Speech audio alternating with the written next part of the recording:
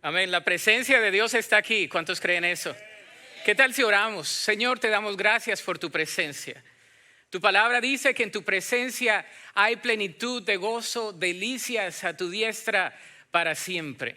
Señor, y venimos delante de ti reconociendo que tú eres Dios. Dile, Señor, tú eres mi Dios. Tú eres mi Padre. Espíritu Santo, te pido en esta hora que tú seas hablando a mi mente y a mi corazón. Espíritu Santo de Dios, te damos gracias por tu presencia en medio nuestro. Señor, depositamos todas nuestras ansiedades. Deposite todas sus ansiedades delante del Señor. Y dígale, Señor, aquí estoy delante de ti, oh Dios. Yo quiero quitar todo pensamiento negativo, toda carga que yo tenga y quiero concentrarme en la exposición de tu palabra. Señor, quiero escucharte. Dile al Señor, yo te quiero escuchar. Yo te quiero escuchar el día de hoy. Oh Dios, habla que tu pueblo en esta oportunidad escucha. En Cristo Jesús, amén y amén. ¿Cuánto le da un aplauso fuerte a Cristo? Qué bueno es estar en la presencia de Dios, amén. Es delicioso. Dice la Escritura que es bueno y agradable estar los hermanos juntos en armonía. Así que el día de hoy estamos aquí juntos y en armonía. Yo no sé si usted siente la presencia de Dios, pero yo siento la presencia de Dios. Dice la palabra de Dios que donde está su espíritu, allí hay ¿qué? Libertad. Así que si usted vino con cargas, con penas, con dolores, con frustraciones, yo sé que a través de la palabra de Dios vamos a ser reconfortados y su palabra nos va a hablar el día de hoy. Voy a comenzar diciendo esto. Es notable ver la diferencia entre una persona confiada y una persona que desconfía de todo. ¿Lo han notado? Una persona desconfiada lo cuestiona todo, lo mira todo, sospecha de todos y suele preocuparse de más por cosas que nunca llegan a pasar. ¿Vive con uno de ellos o es usted uno de ellos? No alce la mano, testimonios para luego. Las personas desconfiadas tienen problemas con mantener el gozo en sus vidas porque parece ser que en el transcurso del día hay muchas cosas que laceran su gozo. Con las cargas, con las dudas, con las frustraciones innecesarias, roban el gozo. Lo mismo pasa con las personas que son muy seguras.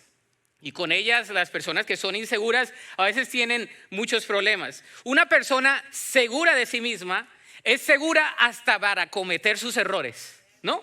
Dice una mentira y es convincente. ¿Vive usted con uno de ellos o es usted uno de ellos? No levante la mano. Pero una persona segura, eso le come el cuento a todo el mundo, aunque sea mentira. Como dicen en México, es todo un rollero, ¿verdad? Y la gente le come el cuento, dicen en mi país. Esa es la diferencia entre una persona segura y una persona insegura. Pero la palabra de Dios nos habla de tener nuestra confianza no en algo, no en alguien, sino en la palabra de Dios. Y si va a ser en alguien, va a ser en Cristo Jesús. El día de hoy vamos a hablar de esta palabra acerca de en qué o en quién depositas tu confianza. En las circunstancias, en las personas, en las cosas o en las posesiones no lo podemos tener. El día de hoy vamos a hablar de eso y recordemos que estamos caminando en la epístola de los Filipenses y en la epístola del gozo escrita por el apóstol Pablo desde la prisión en su casa en Roma. Y estamos hablando de que Filipenses se puede resumir el capítulo 1 en la mente sencilla. Allá dice la escritura, para mí el morir es Cristo y el vivir es ganancia. Lo que Dios ha hecho en mi vida lo va a perfeccionar hasta el día de Cristo. El segundo capítulo habla de la mente sumisa y dice, haya pues en vosotros también el mismo sentir que hubo en Cristo Jesús, el cual siendo en forma de Dios no escatimó el ser igual a Dios como cosa a que aferrarse, sino que se humilló a sí mismo. El tercer capítulo que vamos a comenzar el día de hoy es la mente espiritual. Es decir, es esa batalla que tenemos todos entre la mente espiritual y la mente carnal con la que vivimos todos los días. Y el capítulo 4 habla de la mente segura, de las promesas de Dios y la seguridad que tenemos en Cristo. Estos 4 capítulos combaten 4 ladrones. El primer ladrón es las circunstancias que nos quieren quitar el gozo. Las circunstancias nos quieren robar el gozo. Los segundos son la gente. La gente tiende a robarnos el gozo. ¿Y cuántos dicen amén? Sea sincero. Ay, que Dios mío, yo sé que sí. Las cosas a veces nos quitan el gozo, algo pasa con las cosas que tenemos y nos quita el gozo. Y la peor de todas es la preocupación. La preocupación es la peor de todas aquellas características que nos roban, de los ladrones o ladronas que nos roban el gozo. Entonces el día de hoy vamos a ver en quién depositamos nuestra confianza. Somos nuevos en Cristo, tenemos una nueva naturaleza en Cristo y ahora tenemos una nueva confianza. Y vamos a ver el capítulo 3. ¿Están listos? Si no está listo, dígale a la persona, voy a orar por ti. Aquí está. Bueno, ahí está la pantalla, está ahí Filipenses capítulo 3 del 1 al 11. Está preciosa esta palabra. Dice, mis amados hermanos y hermanas, pase lo que pase, alégrense ¿en quién? En el Señor. Nunca me canso de decirles estas cosas y lo hago para proteger su fe.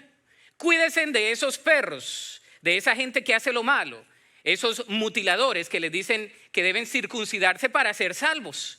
Pues los que adoramos por medio del Espíritu de Dios somos los verdaderos circuncisos. Confiamos en lo que Cristo Jesús hizo por nosotros. No depositemos ninguna confianza en esfuerzos humanos. Versículo 4 dice, aunque si alguien pudiera confiar en sus propios esfuerzos, ¿ese sería quién?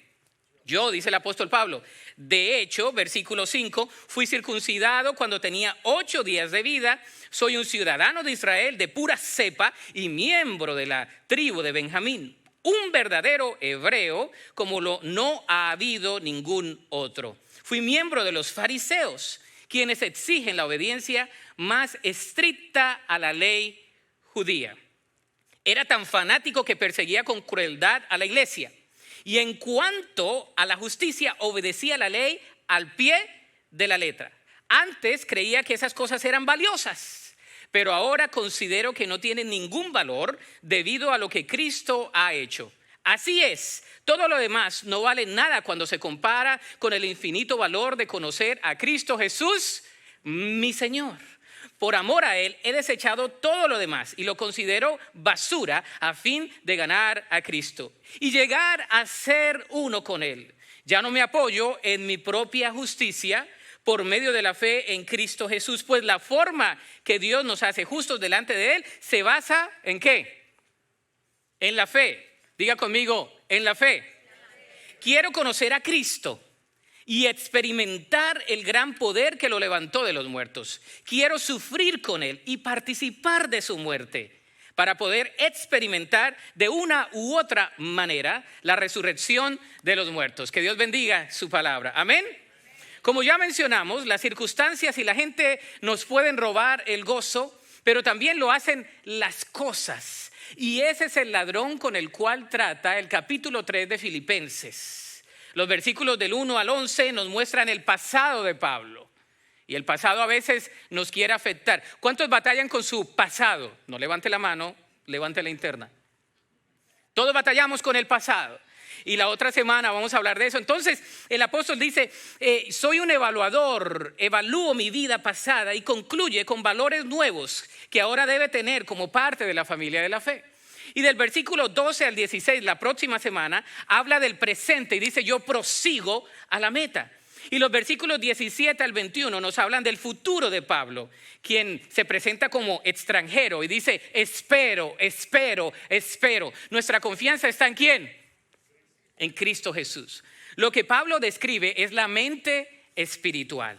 Hace un contraste entre la mente natural y la mente espiritual, cuya mirada está en las cosas de arriba y no en las de la tierra, dice la palabra de Dios. La palabra clave en Filipenses 3, del 1 al 11 es estimó.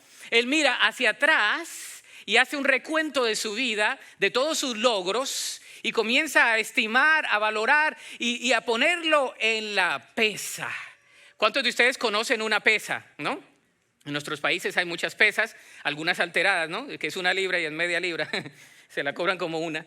Pero dice la Escritura que debemos estimar lo que hemos hecho a raíz de lo que hemos hecho y enfrentarnos con la nueva realidad que tenemos en Cristo. Me llama la atención una de las frases de Sócrates, porque hay algo que se puede sacar bueno de la filosofía, que dijo lo siguiente, dice, la vida no examinada no es digna de vivirse. Si usted y yo no examinamos nuestra vida, entonces no podemos progresar en lo que Dios tiene para nosotros. Amén.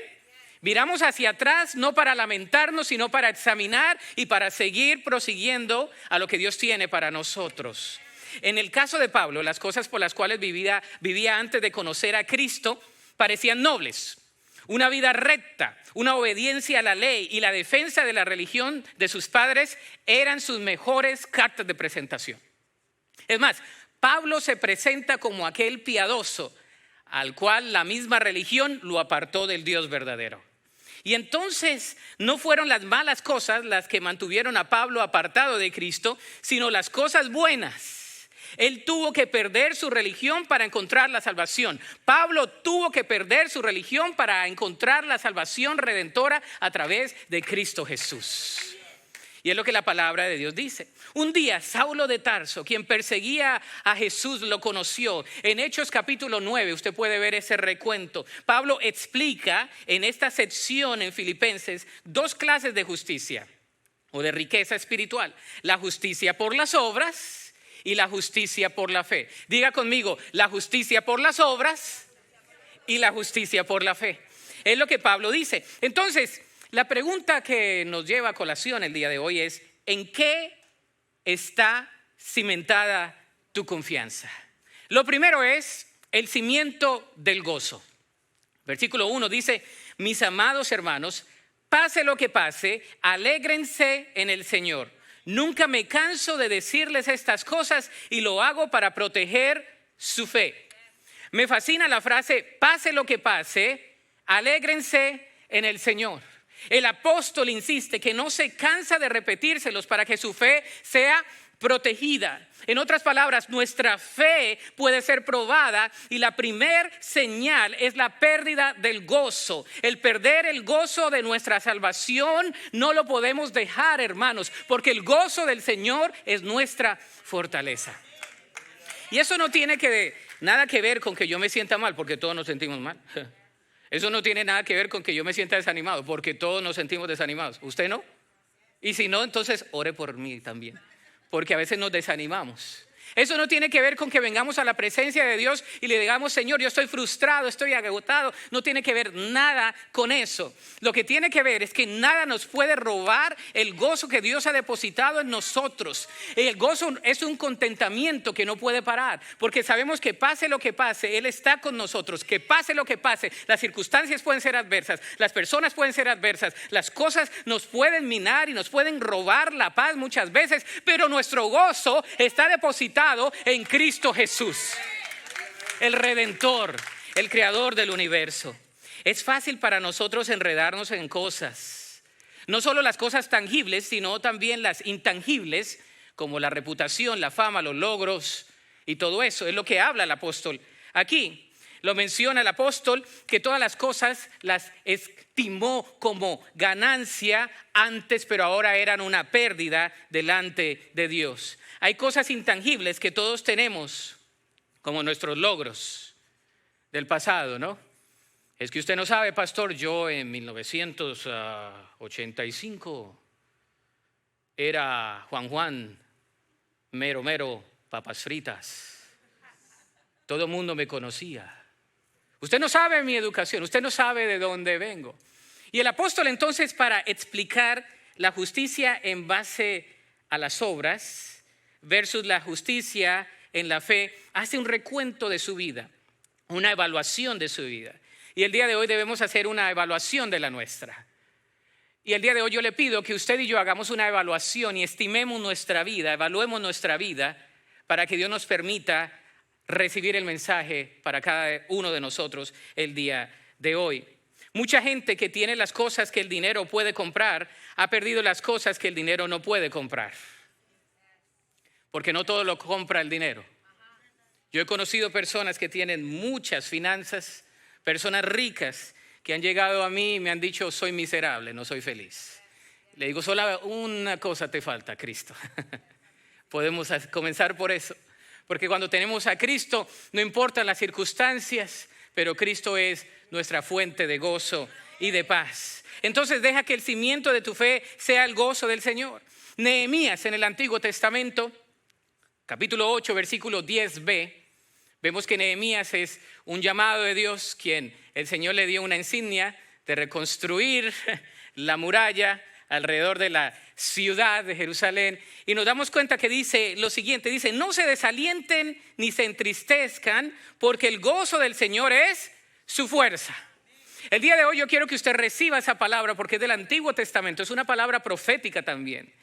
Y ellos están en sus problemas, están enfrentando oposición, están tratando de construir lo que Dios les mandó a hacer. Y en tu vida tú estás en la misma situación, tú estás tratando de construir, están cosas pasando en tu vida.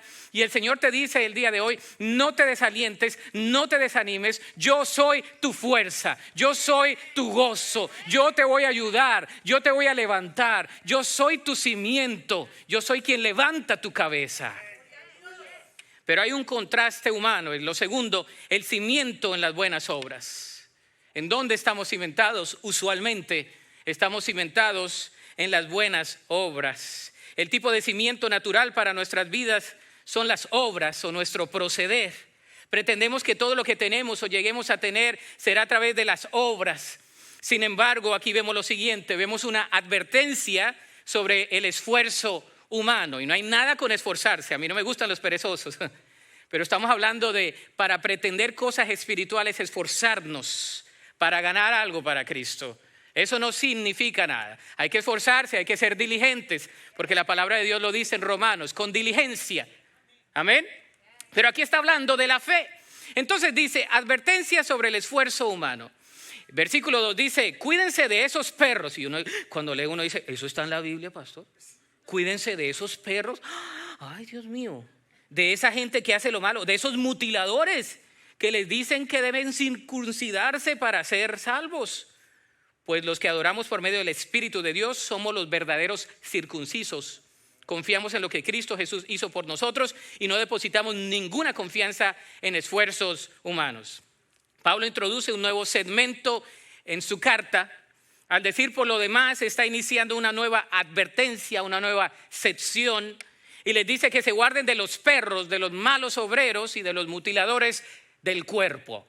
¿A quién se refiere el apóstol Pablo con eso? Tenemos que regresar un poco a la iglesia primitiva, porque las historias hacen sentido desde el inicio, ¿sí o no? Decimos en mi país: desbarájemela desde el principio, que no le entiendo. Bueno, tenemos que entender que desde el principio el evangelio vino al judío primeramente. En Hechos capítulo 3, versículo 26 lo vemos. Así que los 7 primeros capítulos del libro de los Hechos tratan solo con los judíos creyentes. Sin embargo, el evangelio no solamente era para los judíos creyentes y los prosélitos, es decir, los que no eran judíos pero creían en las doctrinas judías y se hacían judíos y seguían el judaísmo. Pero la palabra de Dios dice que en Hechos capítulo 8 el evangelio fue llevado a los samaritanos, y eso causó demasiada controversia. ¿Cómo es que los samaritanos que no son judíos van a recibir el evangelio? ¿Cómo es posible? Entonces hubo demasiada conmoción porque los samaritanos eran menos, en parte judío, pero no eran judíos. Era como los que nacen aquí pero también son latinos, y a veces hay un problema, es que yo soy de allá y soy de acá y soy como la India María. Así eran los samaritanos. Pero cuando Pedro fue a los gentiles en Hechos capítulo 10, esto creó un alboroto. Fue secuencial. En Hechos capítulo 10 vemos que Pedro va y predica a los gentiles, y los gentiles llegan a ser creyentes sin haberse hecho antes judíos. Es decir, los hombres tenían que circuncidarse, aunque fueran adultos. Hermanos varones, si yo le digo a usted: vaya a la clínica y circuncídese de ahorita, hermano, ¿usted qué diría? ¿Está loco, pastor? Lo vamos a echar, vamos a hacer una moción para que se regrese para McAllen. ¿Por qué? Porque no es por obras. Entonces, estos tipos estaban tratando de tener una mezcla entre la ley y la gracia, y no se entendía. Y Pablo siguió el ejemplo de Pedro y fue guiado a ministrar especialmente a los gentiles en Hechos capítulo 3. No se cayó. Pablo lo hizo en su primer viaje misionero en Hechos capítulo 14. Y sin embargo, los judíos piadosos y creyentes no tardaron mucho en oponerse al ministerio de Pablo y fueron a Antioquía enseñando que era necesario que los gentiles se sometieran a las reglas judías antes de ser salvos. Hechos capítulo 15 dice: vamos a hacer un concilio. Esto no puede pasar. Hermano, a ver, uno que lleve tiempo aquí, El que está aquí, bueno, los que llevan tiempo aquí no vinieron, pero bueno, hay algunos, sí. Hermano Raúl, hermano Macías, hermano Denny, vamos a hacer un concilio, que esto no puede estar pasando. Y vamos a meter a alguna hermanita, hermana Lupe, hermana Ayaluz, y vamos a meter a algunas hermanas también. Hermano Rey, vamos a meterlos porque esto no puede estar pasando. Este tipo es sectario. ¿Cómo se le ocurre que el evangelio vaya a ser también para los gentiles? Eso no puede pasar. Los gentiles no tenían que ser judíos, prosélitos para ser creyentes. Pero los opositores no se quedaron callados, porque cuando hacemos la obra de Cristo siempre va a haber oposición.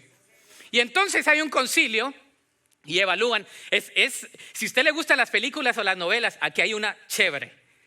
Hechos capítulo 15, hay drama, ¿no? Hay una reunión de concilio. Entonces yo creo que si eran bautistas iban a votar la moción. Vamos a pedirle a Pablo que se calle. Y a Pedro también, que nada más haga para los judíos y no para los gentiles. Y entonces el Espíritu Santo, como no se queda callado, como el Espíritu Santo irrumpe nuestra vida, el Espíritu Santo los guía y les dice: no, el evangelio es para salvación a todo aquel que cree. No importa si eres latino, si eres judío, si eres de la China o la quinconchina, el evangelio es poder de Dios.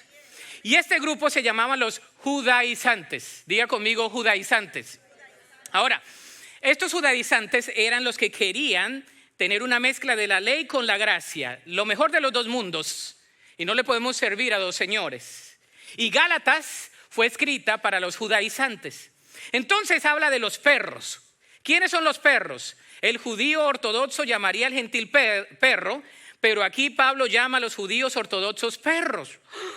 Ay, Pablito, si es un apóstol, ¿cómo le llama a Pedro? Perros, perdón. ¿Cómo es que le llama así? Y los compara con los perros callejeros, sucios y asquerosos. En Latinoamérica siempre hay puro perro callejero, ¿no? Yo me bajo en Colombia del avión y salgo a agarrar un taxi y pasa un perro callejero, ¿no?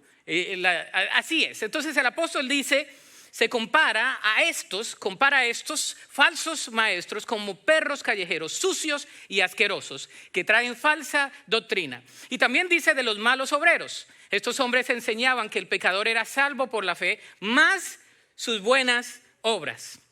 Gracia más obras. Estas obras glorificaban a los obreros, pero no a Cristo Jesús. Y también habla de los mutiladores del cuerpo. Los judaizantes enseñaban que la circuncisión era esencial para la salvación. Hechos capítulo 15, Gálatas capítulo 6 nos habla de eso. Pero Pablo dice que es solo una mutilación. Una mutilación. Entonces, en contraste a los cristianos falsos, Pablo nos da una descripción de los verdaderos creyentes, de la verdadera circuncisión. Y no habla nada más de la circuncisión física, sino la del corazón. ¿Estamos?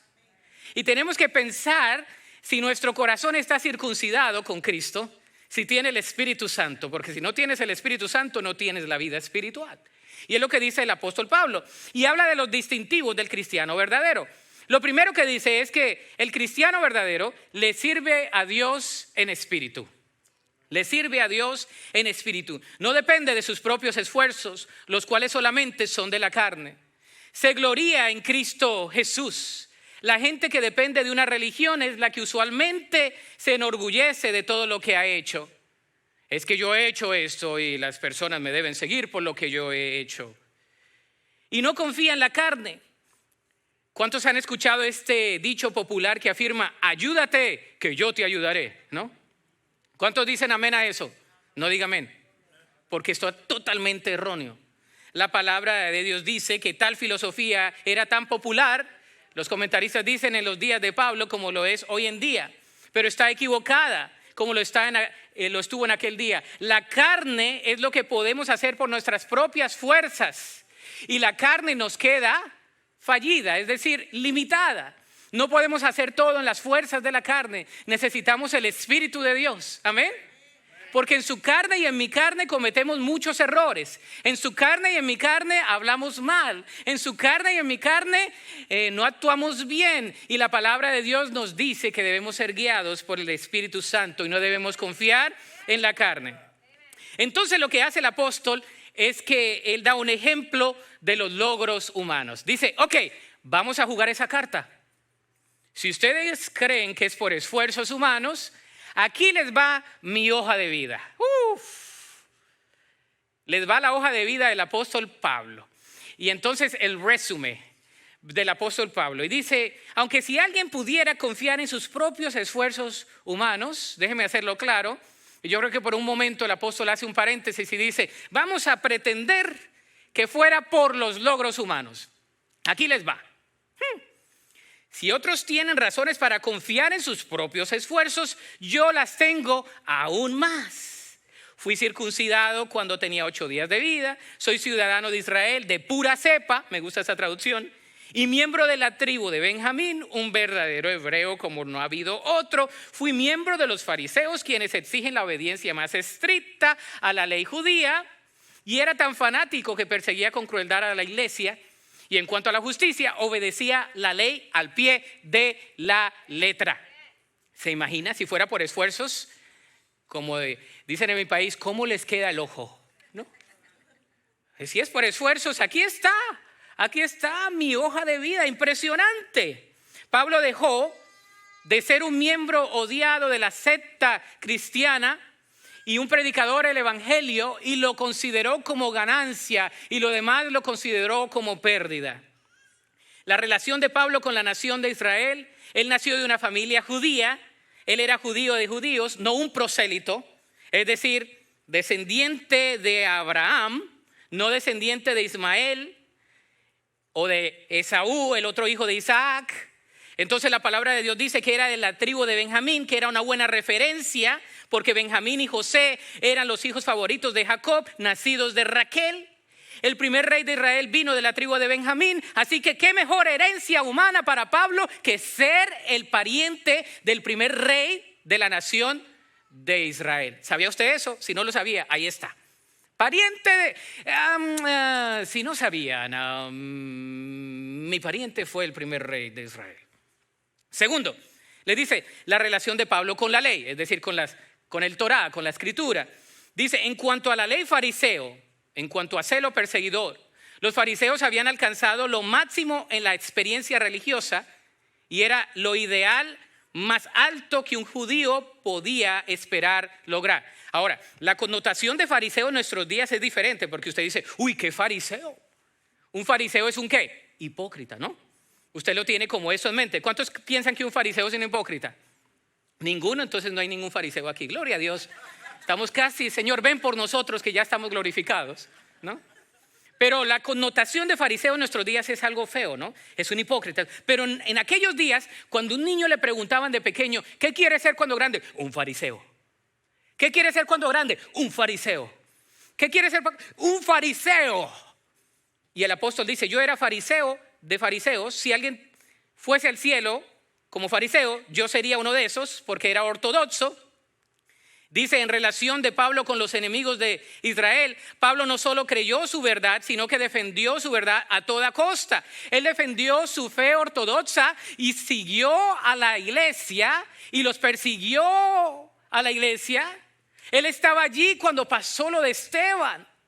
El apóstol Pablo no solamente su celo lo llevó a ser un piadoso, sino también a experimentar los horrores de una religiosidad que no lo llevaba a una relación con Cristo. Y él dice, no solamente de la tribu de Benjamín, no solamente me senté en los pies de Gamaliel, que en Hechos nos dice que era uno de los mejores rabís, sino que yo en estos momentos también me convertí en un celoso perseguidor del movimiento sectario de seguidores de Jesús. Y si fuera por todo eso, yo iría al cielo, pero no es así.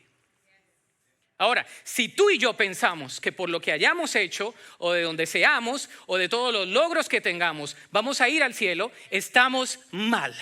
La palabra de Dios dice que es por gracia, por la fe, por medio de Cristo Jesús.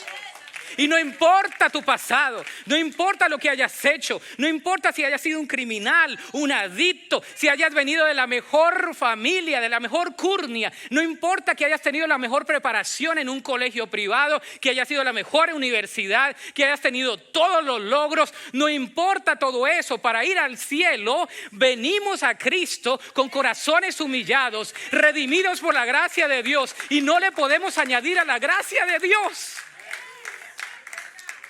Dios se preocupó por mí y por ti. Y es por su gracia, es por la fe. Eso es algo precioso. Entonces nos habla del cimiento de la fe. Esto se pone bueno. Dígale al hermano que está al lado, esto se pone bueno. Al rato comes, no te preocupes. Y entonces nos habla de las pérdidas de Pablo. Dice, antes creía que estas cosas eran valiosas, versículo 7, pero ahora considero que no tienen ningún valor debido a lo que Cristo ha hecho. Si ustedes creen que este es mi resumen, ahí está. Me gustan las reuniones de pastores, a veces son interesantes. Yo no soy prototipo que encaja mucho en ellas, pero un día estaba en una reunión de pastores en Carolina del Norte y estamos en una fila. Y hay uno de esos pastores que siempre le gusta denotar de dónde viene y cuántos tiene y todo eso. Entonces él pensaba, yo no sé, que yo era un pastor de jóvenes o lo que sea. Tengo cara de todo menos de pastor, ¿sabe?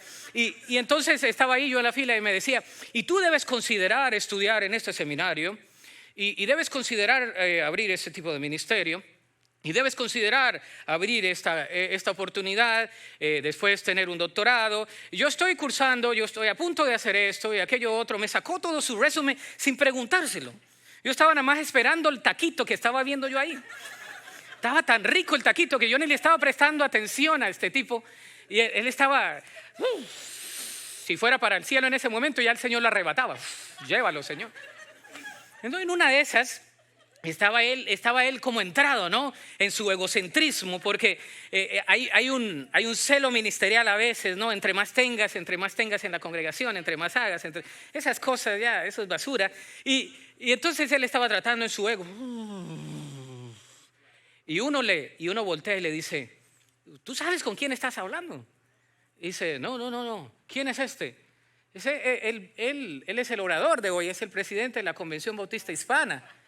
Y él ya tiene doctorado y él también enseña y todo. Yo ni sabía qué era lo que estaba haciendo él. La verdad que me di cuenta por el otro tipo que estaba hablando. Yo estaba mirando los tacos porque soy carnal y me gusta comer. Hermano, sí. Y yo le decía sí, ¿verdad? ¿Se acuerda que una vez se dice sí, pero no cuándo? Yo decía, sí, claro, hermano, no, claro, yo voy a estudiar, no se preocupe. Sí. Yo dije, ¿cuándo se va a acabar esta cosa, no? Y él seguía empavonado. Yo creo que el otro tipo le dio pena. Y entonces intervino y dice, no vas a que haga el ridículo más, porque él me quería reclutar, ¿no? Y él tenía el ministerio más grande y toda la cosa. Y dije, hermano, qué bueno, Dios me lo bendice. Y ya ni me acuerdo de dónde era el hermano, pero el punto es que a veces queremos impresionar con eso. Tú no sabes de dónde somos, tú no sabes lo que hacemos. Y yo he hecho esto y he hecho esto otro. Hermanos, es por la gracia de Dios. Si no es por Dios no podemos hacer nada. Si no es por Cristo no podemos hacer nada. Todos los días tú y yo tenemos que venir al Señor y decirle, Señor, úsame. Porque no es por los méritos humanos, no es por lo que yo pueda obtener, no es por lo que yo pueda hacer, no es por los logros, aunque sean buenos. Es por tu gracia, por tu favor y por tu misericordia. Es por la gracia de Dios. Y se me hace agua a los ojos porque el evangelio es poder de Dios para salvación a todo aquel que cree. Y si le añadimos a la gracia, dañamos el evangelio. La gracia es poder de Dios. El apóstol Pablo es mi héroe porque dice, así es, todo lo demás no vale nada cuando se compara con el infinito valor de conocer a Cristo Jesús, mi Señor. Por amor a Él he desechado todo lo demás y lo considero basura a fin de ganar a Cristo y llegar a ser uno con Él. Ya no me apoyo en mi propia justicia, pero por medio de obedecer a la ley, más bien llego a ser justo por la fe, porque el justo por la fe vivirá. Y el Señor que quiere que vivamos por la fe, hermanos. Quiere que vivamos en estos días. Lo que la gente está buscando es autenticidad. La gente está buscando personas que sean celosas por la obra de Cristo. Personas que verdaderamente les mueva el evangelio. Personas que les muevan la gente que está perdida. Personas que digan, tú no lo tienes todo, yo tampoco lo tengo todo. Tú estás quebrado, yo a veces me quiebro también. Pero venimos a la cruz de Cristo. Y a través de la cruz de Cristo, a través de la gracia de Cristo, a través del poder de Cristo, el poder de Dios se perfecciona en la debilidad. Gene Elliott fue un misionero que fue con una tribu en Ecuador. Usted lo ha leído, si ha leído misiología. Hay una frase que se usa mucho de él, quiero hacer nota de ella.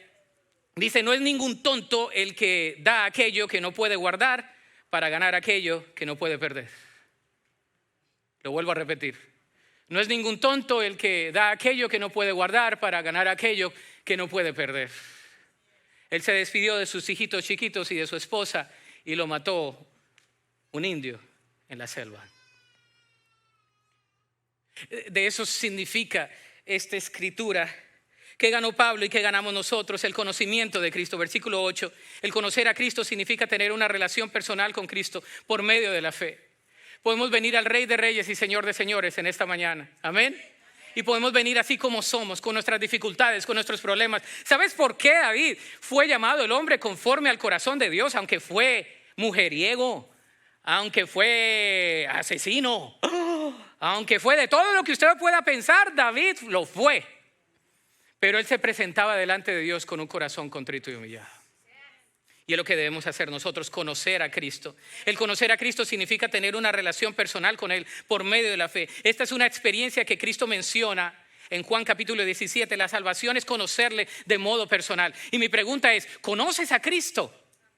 ¿Conoces a Cristo? También el versículo 9 dice la justicia de Cristo. La justicia era la gran meta de la vida de Pablo cuando era fariseo. Pero esa justicia propia por las obras era la verdad que nunca pudo lograr y nunca estuvo satisfecho por las obras. Si tú crees que por lo que hagas vas a ir al cielo, estás mal. Es por la obra que Cristo ya hizo en la cruz. Amén. No descansas en eso.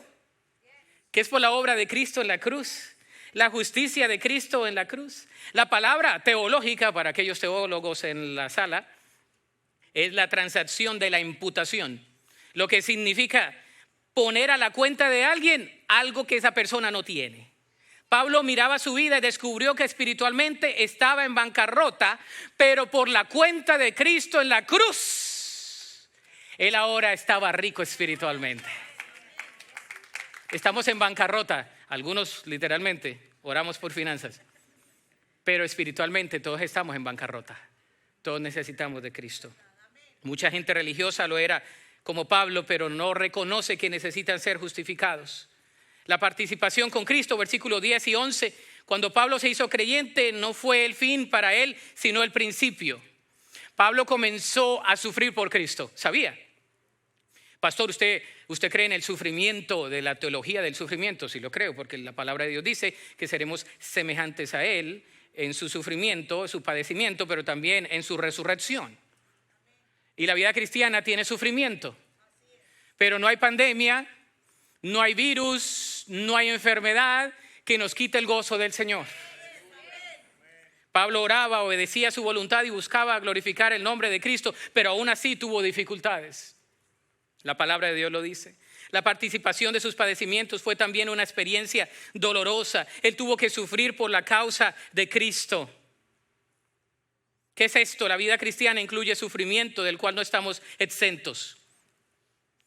Mi tío Ángel Flores le ha servido al Señor por muchos años, es pastor. Y la semana pasada tuvo un derrame en el cerebro. Está a punto de morir, quizá. Está confinado allí en un cuarto y la gente está orando en una ciudad que se llama Valledupar, Colombia, de donde viene el vallenato. ¿A usted le gusta el vallenato? De ahí es mi familia. Estamos orando por un milagro.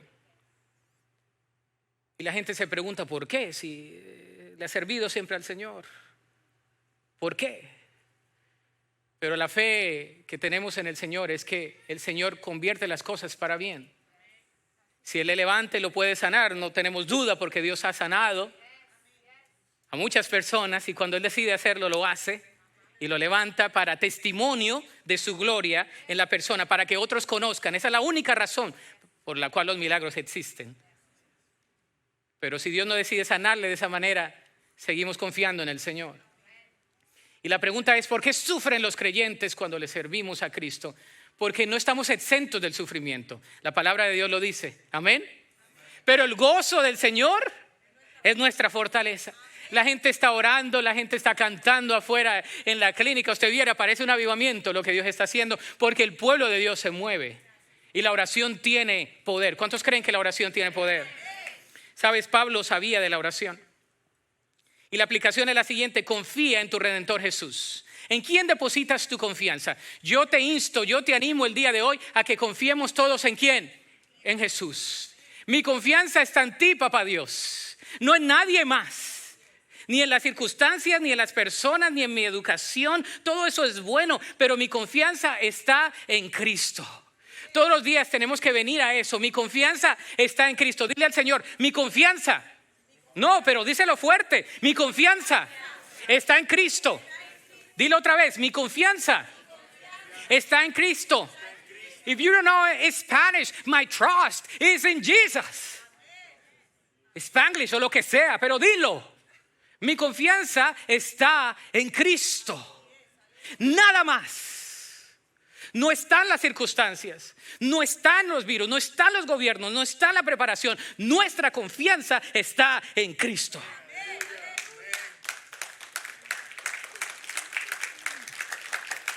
Recordemos que tu padecimiento puede llegar a glorificar a Cristo. La gente dice, uy, pero qué paz tiene esta persona y está pasando por problemas tan grandes. Porque la confianza está en ¿quién? En Cristo. Y tú no entiendes por qué esa persona tiene paz, pero esa persona tiene a Cristo. El poder de Dios se manifiesta en el sufrimiento. Te dejo con uno de mis versículos favoritos que se encuentra en 2 Corintios 12:9. Cada vez Él me dijo, mi gracia es todo lo que necesitas, porque mi poder actúa mejor en la debilidad. Oh my. Ahí lo dice otra vez. Cada vez el Señor me dice lo siguiente, mi gracia es todo lo que necesitas porque mi poder actúa mejor en la debilidad. Mi gracia es todo lo que necesitas porque mi poder actúa en tu debilidad. Jesús es la única fuente de la verdadera confianza. El versículo clave de hoy es Filipenses 3:8. Dice, así es todo lo demás, que no vale para nada cuando se compara con el infinito valor de conocer a Cristo Jesús, mi Señor. Por amor a Él he desechado todo lo demás y lo considero basura a fin de ganar a Cristo. Un día, en el mes del pastor, que es octubre, así que no acuérdese. Ya viene, it's coming. It's a hint right there. Una hermana en McAllen me regaló esta cruz. Me gusta, la tengo. Los que han ido a mi oficina, la tengo al frente, aquí de este lado. Porque todos los días que yo llego, tengo que saber que Cristo fue crucificado por mí. No se quedó en la cruz, ¿verdad? Él resucitó, así que no creemos en crucifijos, creemos en un Cristo que resucitó. Pero para mí como creyente, significa que Cristo llevó todo en la cruz. Y todos los días tengo que, como dice Gálatas 2:20, crucificado estoy juntamente con Cristo y ya no vivo yo, mas Cristo vive en mí, y lo que ahora vivo en la carne lo vivo en la fe del Hijo de Dios, el cual me amó y se entregó a sí mismo por mí. Me acuerdo de la hermana que me lo regaló, pero más me acuerdo todos los días de ese versículo. Y muchas veces nada más lo miro y digo, Señor, ayúdame a crucificar mi ego, mi carne, mis emociones, hasta mi voluntad. No necesitamos una cruz para recordarnos, pero hay ciertos símbolos que nos recuerdan. Y el día de hoy yo quiero que te pongas sobre tus pies. Yo no sé qué estás pasando tú el día de hoy, o los que están en línea, los que nos están escuchando o nos van a escuchar. Ayer tuvimos una conferencia de damas y una dama se me acerca y me dice, lo veo todos los domingos. No puedo venir los domingos porque trabajo, pero en el carro lo voy escuchando. Lo escucho en la radio, se lo comparto a mis amigos. Qué bonito saber que hay gente que nos escucha. Si estás aquí el día de hoy, yo no quiero que te vayas con un sermón más, con una prédica más, porque de esas hay muchas, sobre todo los que crecimos en la iglesia. Yo quiero que te vayas con el poder de Dios actuando en tu vida. Y para ver el poder de Dios en acción tenemos que renunciar a nuestro poder. Es decir, necesitamos renunciar a nuestro ego. Así que el día de hoy, mientras cantamos un canto, que no sé cuál es el que van a cantar, no importa lo que canten. Si dice, ¿qué van a cantar? ¿Me la sé o no me la sé? No les importa. Usted venga al Señor. Venga a Cristo, así como está. No tienes que ser alguien más. No tienes que pensar en algo más. Ven así como estás a Jesús. Ese himno dice, yo me rindo a Él, ya lo van a cantar, ¿no? ¿Qué tal si venimos a Jesús? El altar está abierto, pero el altar más poderoso es el del corazón, pero el altar está abierto. Ven a Cristo, dile: Señor, yo me rindo a ti. Aquí estoy delante de ti, así como estás. Ven a Jesús. Dile: yo me rindo ante ti. Yo me rindo a ti, Señor. Ven a Cristo. Ven delante de Él. Su presencia está aquí. Y Él está aquí para sanar, para restaurar. Ven a Cristo. Dile: yo me rindo. Díselo de todo tu corazón: Señor, aquí estoy delante de ti. Yo me rindo delante de tu trono. Yo me rindo, Señor.